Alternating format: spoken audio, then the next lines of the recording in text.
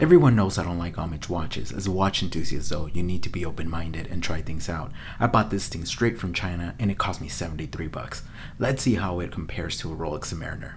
Just kidding. The Rolex Submariner is one of my favorite watches. It's in fact a grail of mine, so it's only fitting for me to dive, no pun intended, into this Pagani Design watch. The watch took less than 2 weeks to get here and it was pretty well packaged. The box is held in place by a little magnet.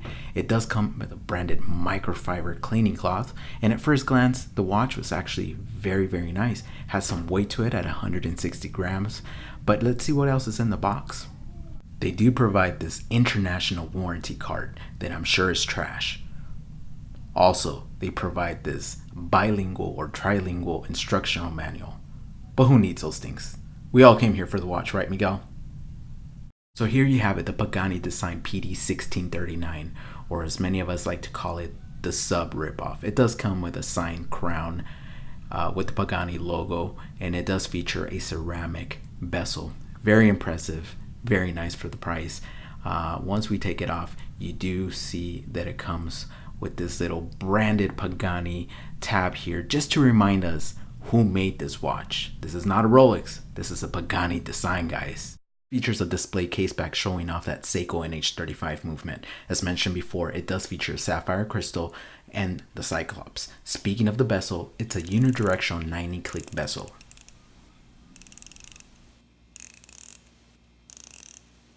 The clasp is extremely difficult to open. I struggle a little bit, but finally was able to open it.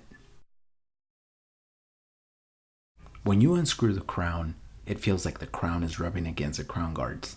Kind of hard to describe, almost like metal to metal hitting. Since it does feature the Seiko NH35 movement, you're able to wind the watch, and of course it's hackable.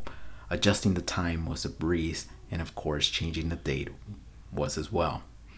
Like you can see here, the Cyclops actually is doing its job. I've seen some other homage watches that just have that for show, but this actually is functional. Very nice. This being a 43mm watch, it sits very well on my 6 7/8 inch wrist. And just for comparison, here is my Seiko SKX 007. And for all you ASMR lovers, here's me peeling off the stickers. Enjoy!